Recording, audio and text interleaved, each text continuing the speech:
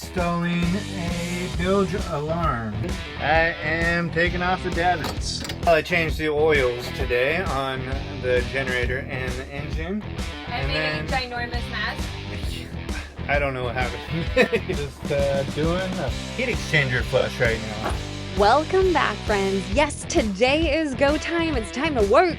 We have so much to do before sailing 3,000 miles and getting Alivo fully beefed up and ready.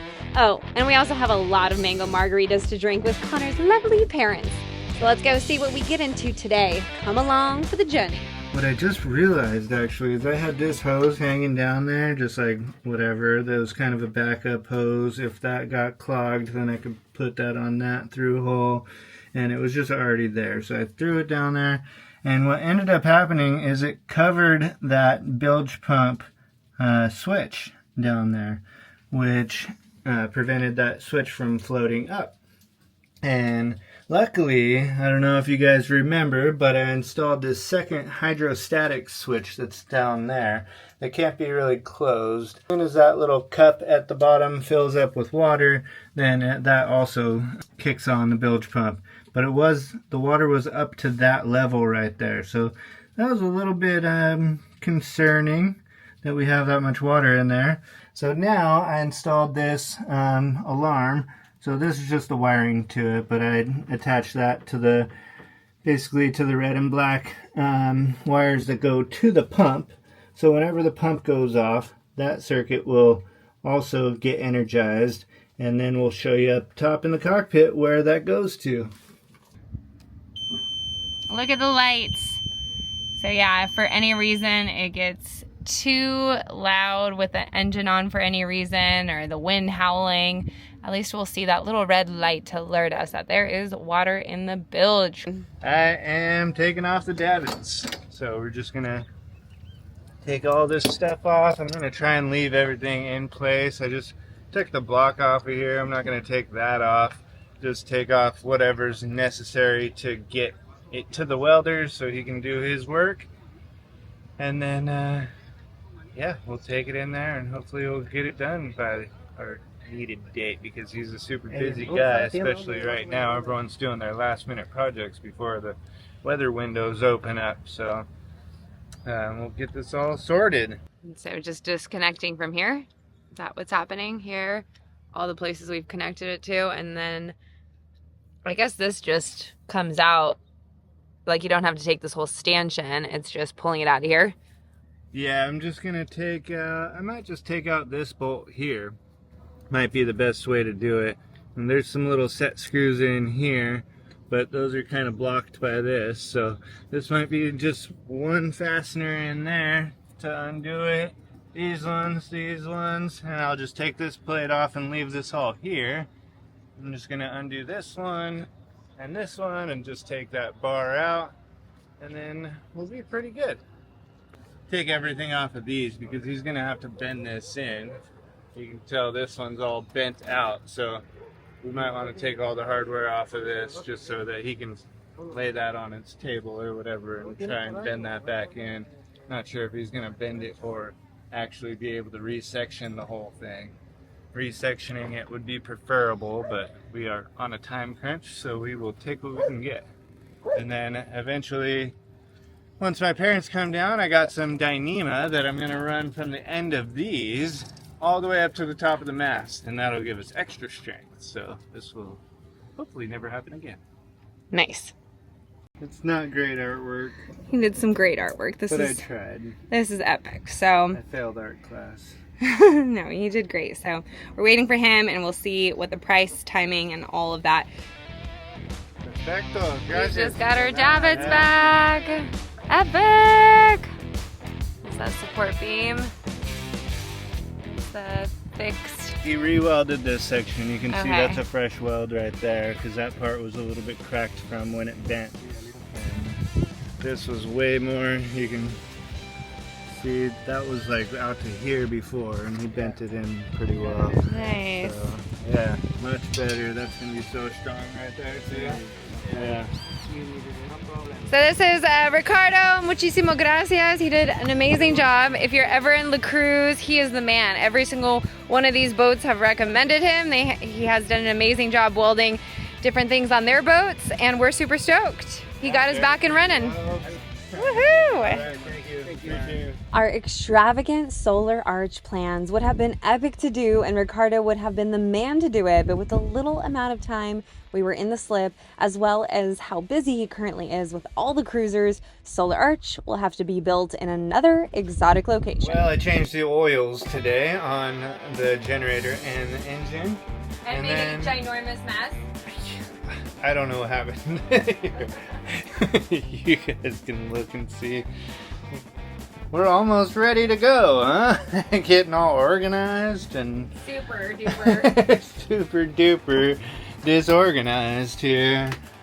While I was making a mess and working on motors, I was figuring I might as well do the little engine flush that we've been told to do.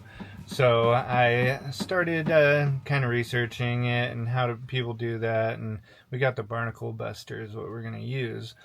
But I saw one guy pull the impeller out of the raw water pump to do it, and I thought that sounded like a good idea, so I pulled off the cover for the raw water pump, and the gasket busted, and my parents are coming in tonight, and we wanted to take them sailing, and we almost got screwed out of that because it is not easy to find things in Mexico, regardless of what anyone might tell you.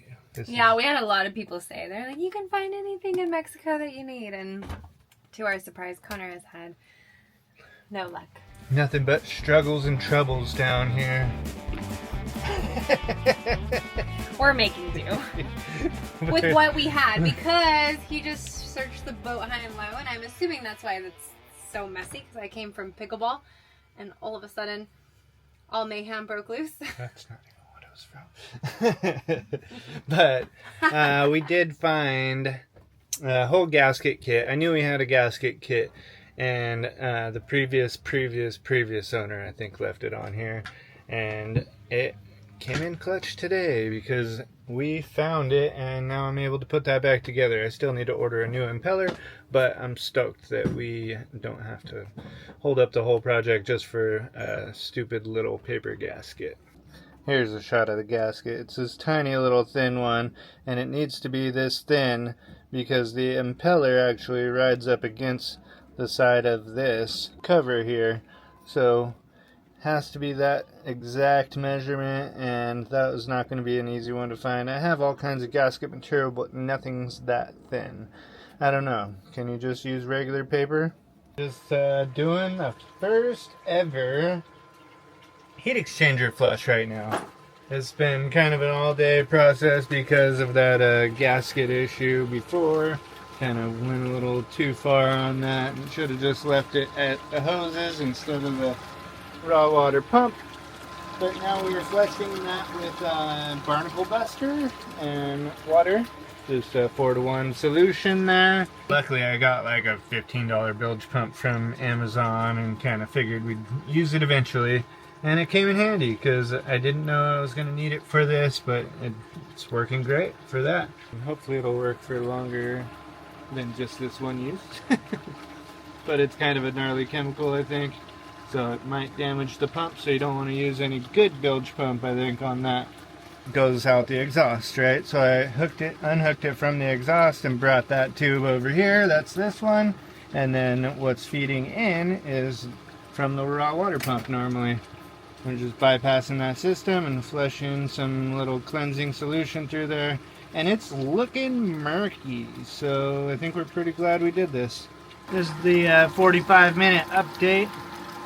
And it's looking a little dark in there, so we'll see how it looks after 3 hours.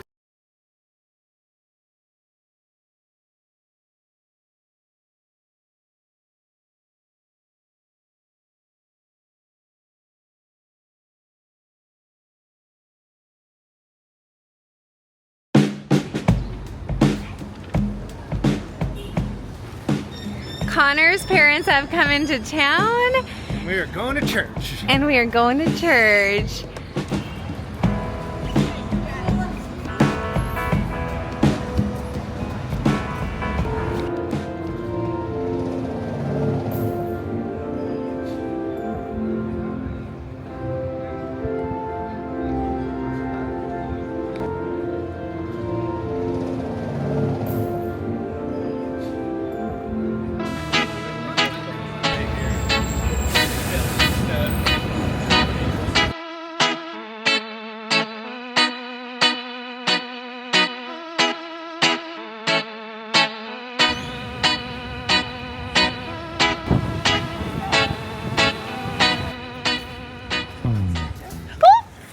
Damn, sorry. Thanks for trying to protect me. Thank you so much. That's all right. Wasn't too bad. No shoes. Can you just stay back there? We'll go right ahead. I just stepped in poop. I was filming it the whole time. All for you guys.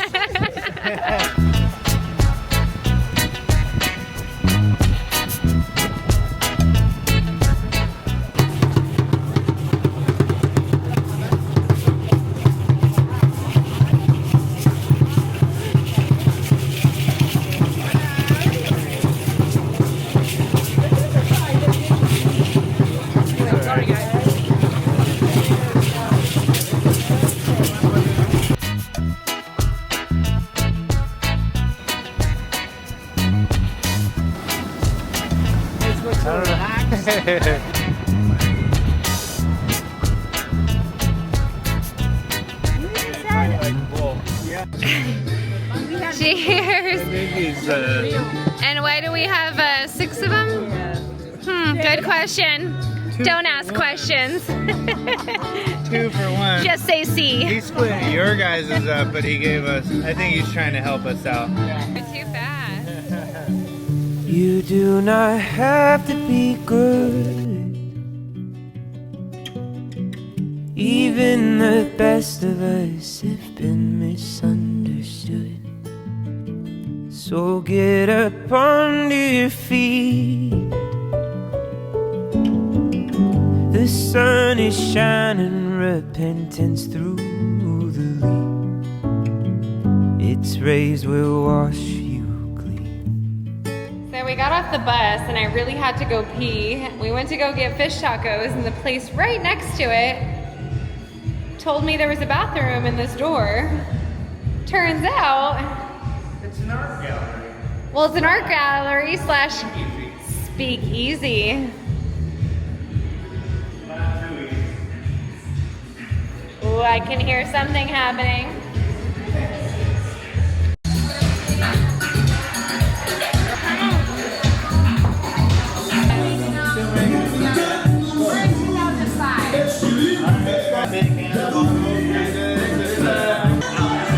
Well, we had so much fun with Connor's parents. Uh-oh. Now it's time to get back to work. Yeah, so I was just going to do a little engine flush on the heat exchanger for the generator. And when I took off the hose for it, oh, these little pieces came out. Which is a very bad sign, typically. And always, really. But I was really nervous that we had been running it without an impeller, but it appears that all of these blades are still there. These would have been from a broken impeller, which would have taken out a whole chunk. That's the entire width of the impeller there. So it's like whoever changed this impeller last just didn't look through the system to find the rest of the impellers that were there. So that's pretty good news, but we have probably been running on a little bit undercooled system. Our heat gauge always says that it's perfect, like 160 degrees, which is kind of low actually. Usually we run at 180 for the normal Perkins motor. Just taking everything apart to make sure that it all fits and nothing is actually broken. I might still change this impeller if we have a spare and can find another one, just because we don't want to wait till it's broken to fix it. Are they supposed An to be ounce of all... prevention is worth a pound of cure. Yep. Are they supposed to be bent like that? Yeah, It's they just bend 'cause- like that because it spins this way, and so the water gets sucked in here and then it gets kind of compressed and then pushed up out of this one. Ah. I think. Or maybe it's the other way.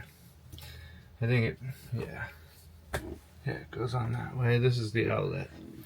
So it comes in, gets all into here, and then gets compressed right here and out of that one, I believe. I'm happy I checked that. Alright, we got the whole impeller out of there now. We just used a couple needle nose pliers and did it because the old one we want to replace anyways. We'll keep it as a spare just in case, but we already have a few extra spares too. Thought I'd show you a little bit of this. So that's what the impeller looks like with no, or the pump looks like with no impeller in it. Looks like a little bit of water came out of there at one point, and they actually did not place the gasket last time. We have a brand new gasket here, another one here that was never used. I don't know why they didn't replace that last time, but we have a new O-ring that'll go in there. I'm gonna put this super lube on there, and we'll put that all over the O-ring, the new gasket.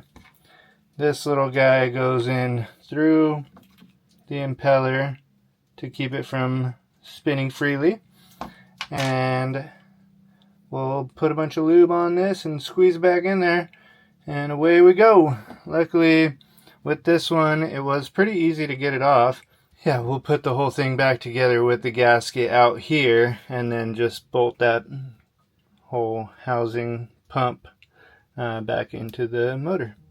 So I have already been informed that I did not need to take the whole thing off, and I kind of knew that, but it was going to be very difficult.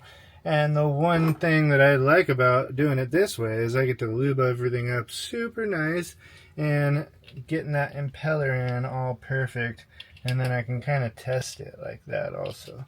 So it all goes super nice, and that's pretty much how the pump works. Pretty cool.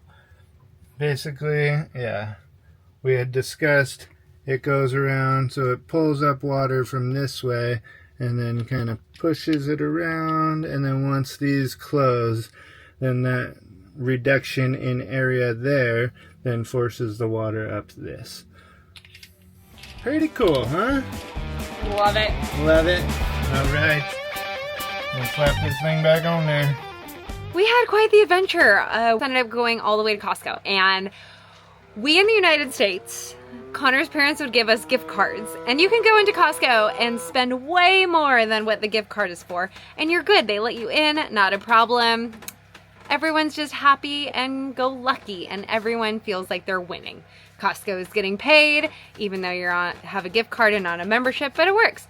So we decided to do that this time. Connor's parents they didn't even bring us not only one gift card, but they gave us two just in case we didn't get everything the first time. We can go back a second time, and if we don't use it, then we can pass it along to some other cruisers. That being said, apparently in Mexico, you can't do that. Bah humbug. Bah humbug is correct. So we had like 3 humongous carts already in line to pay, and he was like, you can't pay with a gift card, we don't accept that. And we're just like, oh my god, no, there's no way we want to do that shopping again, let alone somewhere else that probably doesn't have all the things that Costco has. Costco is like amazing. They had everything there. So Connor had to buy a Costco card or membership, and they didn't even sell him like the normal one. They like wanted him to have they sold him on the executive one, which, let's just be thankful. I guess it gave us lots of savings, but it was like, we're probably not going to find another Costco anywhere we go, but fingers crossed. If not, we have a membership now. But hey, we got 2 pizzas and 2 cookies and a whole lot of things that I don't really know if they're going to fit in the freezer, so this should be interesting. All right, I'm going to help with Connor. That's where we are now, packing, provisioning. Regular old meat packing factory over here. We got all kinds of kilograms of molida de res and bacon and salami, but those are already packed. Yeah, we're just kind of vacuum sealing everything up. That's one big tube of meat right there. All right, seal this up for me so I can load it up, boss. All right. As we're going, the production line is getting streamlined. We're getting more efficient, more productive, and we are making things happen. We're gonna get these things packed out in no time. Tell me about it. So, I measured out the freezer. We got 19 inches across. So, we don't want to pack 19 inches full of meat because that's too much. We'll be thawing out too much. That adds up to 9.5 inches to give us about 1.25 inches on each side. We're measuring it to 12 inches. We're cutting each one to 12 inches. I pass them here. And then I go over here, I seal them here. Once they're sealed, all the ready bags are here. And then once we have a bunch of bags, then we're gonna start vacuum sealing all this meat. I hope it fits. We're doing pretty good. There's a bunch of freaking chicken in there. We gotta get some music on. Let's go. Let's go. Alright, well, I was kind of guessing that we were going to get about 30 pounds of meat in there. 30 days, 30 pounds of meat, whatever, you know, we should be able to survive off of that. Thanks to a little bit of bad math. We got 30 kilograms at least in there right now. Check this out. It's literally full to the brim, but what we did is just packed all the ground beef in around that size and just as flat as possible so that it'll thaw out real nice. We just put these ice packs back in there to kind of help the freezer out a little bit because that's a lot of warm meat put in there at one time, but hopefully we don't break the freezer right now. It's pretty impressed with this freezer. Thanks, Jason. Well, we thought we were done when we were done with all the meat and ground beef, but there's still a good portion of work to be done. Beef jerky, granola bars, a bunch of trail mix. That is all of ours. This is our snack. This is cross pack. Here's our first aid kit. We got some crazy cola loca. These are important. Oh yeah. Must have for Did passengers. we get 2 of those? You see. Sí. 24. Mezcalitas! Well, we're getting somewhere. I don't know where. As you can tell, we for sure over-provisioned, but it will be great to have enough supplies to last us for months and months. Now, after packing the freezer to the brim, we realized we packed some rarer varieties on the bottom. So Connor got to work repacking, and when we did the calculations, we found out that we fit 115 pounds of meat in this medium-sized freezer, so the reorganization was crucial. Poor rental car has seen better days. We're putting it to the test. Since our reorganization went so well, there was more space. So beer it is, for alcohol is super expensive out on the island, so might as well stock up now. I don't know, but I never felt more wealthy in my entire life. I tell you what. Why? We got a floor made out of pure Pacifico. What? Screw a gold floor. We got Pacifico floor. And the funniest thing is it's literally perfect level that this is normally a big step that we always trip on. That means you can't drink them. You can't even drink one. Because then it's going to mess everything up. Probably shouldn't be doing all this work right now. Should have done this a while ago, but we have a furling line that is very hard to pull in, so we always have to winch it in. And the culprits is this cheek block, which I can barely get to turn right here. And then this little stand-up swivel block, which I can also barely, it turns, but it kind of grinds. So, replacing them with this from Garhauer, which is on ball bearings, which is gonna spin super easy. And then instead of this guy that the rope always ends up getting caught on, kinda, it's just at a bad angle, and it kinda catches right there, you can see. I'm just gonna put a little low friction fair lead right there, and then another cheek block that's on ball bearings also back here. This is just the furling line. Doesn't need to be under super heavy tension, so that should be fine. I think these are all rated for 2,000 pounds anyways. We also had a little turning block that was attached here, and that was getting all rusty, so I just lashed on a low friction ring here, which is at kind of the perfect angle for a low friction ring anyway, so that should be plenty good. But as always, the bolt holes don't line up. So I'm gonna have to sand this all down, fill that with some thickened epoxy, and then drill new holes. I'm gonna offset them a little bit so we're not too close to the old ones, and we can bite into some solid material. And then down here, these nice little holes were drilled out for the washers. So I'm going to take the multi-tool and just blade that out into a full square. So basically this is all super solid fiberglass up here. The wood wasn't doing anything anyway, so we'll just kind of square that off, open it all up, and then I can put the new holes and washers in there. Section out with the multi-tool and put some longer bolts in there. I think that's good enough. I might cut those, we'll see. See how it looks. I kind of forgot to show you guys most of this project, but I did fare all of this out with the fairing compound from West Systems. Got that all faired up and filled the old holes, and then I kind of rotated this so they're all, whatever, 45 degrees away from the old holes. The old holes were about here, here, here, and here. Filled those all in with epoxy and then drilled my new holes there. To give it as much meat as possible, of good meat to chew on to. And since there's a few layers to this, I did butyl tape around the bottom, all through the middle here, and then in between this metal and this plastic right here. And then I wrapped a little piece around all the bolts too, so that, you know, it should form a good gasket in any way that water can enter that system there. And then for this, I'm replacing that block that was kind of a block that the rope went over. I'm replacing that with just a little low friction fair lead here. And so I drilled the holes out. I bored out the top of the holes with the unibit, just so I'm not cracking too much fiberglass on the way in. And that should hold steady so the top fits in, but the rest of that hole is all done with this little bit that's perfect size for this screw. So we'll put some butyl tape under there and then screw that in, and it looks like it's gonna be nice and smooth now. This is the idea that I'm doing for all these bolts that are going through the deck. I'm just wrapping a little piece of butyl tape around the head there, and then that should all squeeze in and make a perfect gasket for where it's entering. Otherwise the water could kind of work its way down the threads. I love the attempt of trying to contain the mess. Well, you said it didn't work.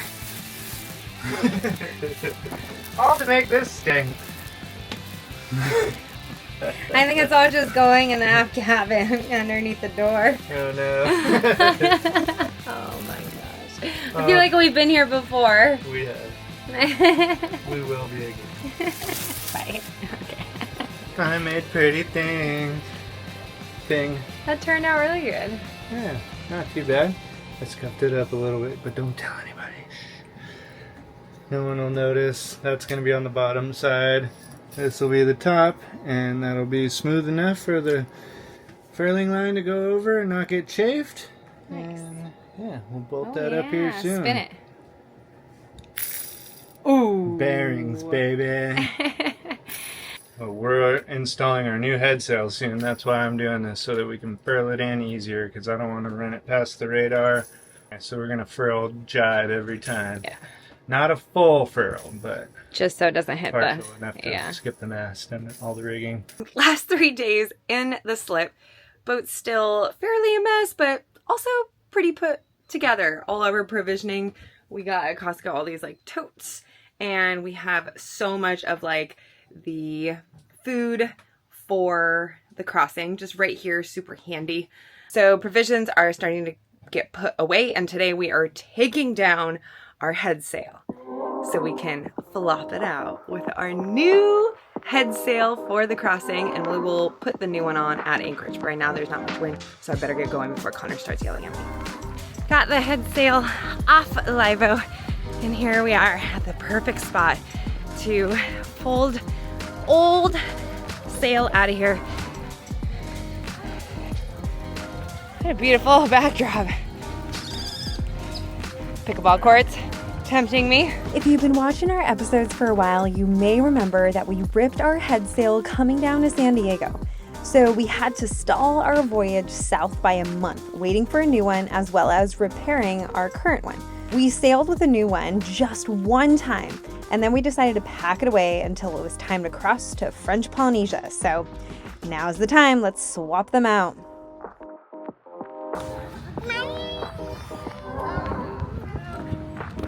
Or did you want to take a video? Yeah. Yeah. Yeah, it was on your toy. I'm so sorry. We wanted to fold this sail away super nice, for it was going to be tucked away into our V-berth and officially be set aside as our backup. She's looking good. Connor's starting to roll her up. This is our Beck's Foldia. Yeah, trying to keep the ants and grass and bugs off. We don't want to be smuggling grass into other countries. No, no smuggling grass. Bicep curls. Shoulder press, let's go.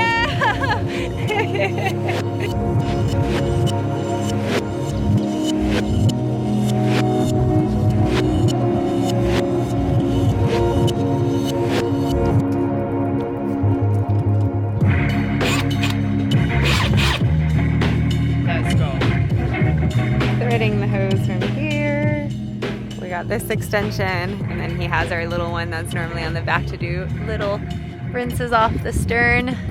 And he's just spraying all our standing rigging and everything with some vinegar, wiping it down with a microfiber and the hose just to kind of wash it all down. Well, thought I'd share the view with you guys from up here. Just doing a little pre-trip inspection. Everything's looking good. I think this is a little bit crooked, and maybe that's why this and this don't agree with each other. But all that stay log's still looking nice and shiny. I kind of waxed everything up, but it was all looking pretty good anyways. Malvina's down there managing the lines. I took this little landscape hose, and it's got a little nozzle on here like this, and so I can rinse everything out like that, including down the whole roller furler right there, which is good for it, I'm pretty sure. Yeah, just rinse everything out, give it a good little rinse, and try and prolong the life of everything.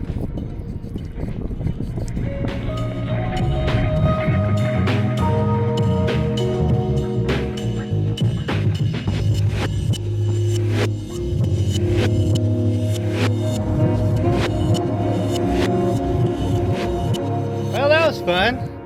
I don't know if I've ever seen anyone do that before, but it worked. Good job. Thanks. If you do decide to go, however many cookies you packed, you need to do 5 times more. Because you can probably sit for a week and a half. As Mike mentioned, it wasn't quite the weather window quite yet. So as we waited for that weather window, we took extra safety precautions and chose some paper charts to print out.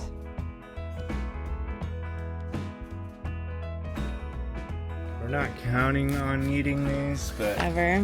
we don't want to be caught out there without them. Mm-hmm. Gone through a big Which ones can you stack. tolerate being without? Lots to go. Kevin coming in clutch, just bringing in all the charts. Did you go pick these up today? Yeah, got them printed at Office Depot. We're set.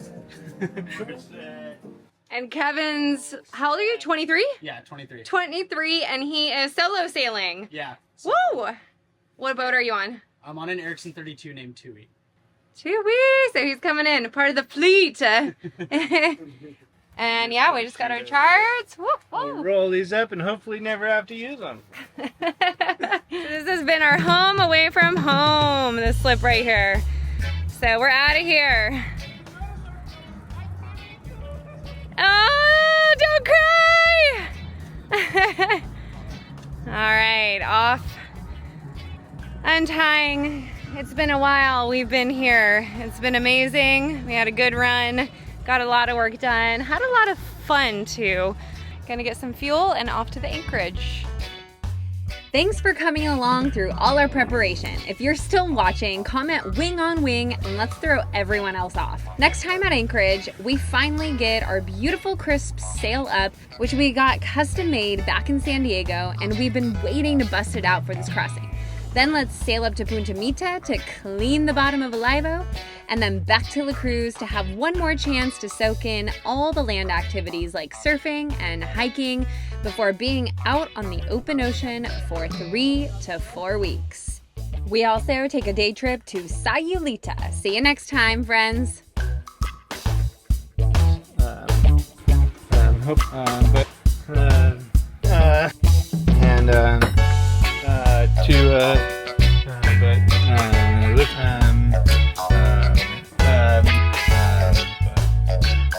If you love watching our videos and feel like contributing to our journey, here's our Venmo. Whether it's buying us a beer, maybe a honeymoon gift, or helping to make Alivo an even more seaworthy vessel than she already is, all donations are truly appreciated and not taken lightly. Or if you feel like subscribing to our Patreon, check the link in the description below. Now make it a great day, and thanks for watching. That's all.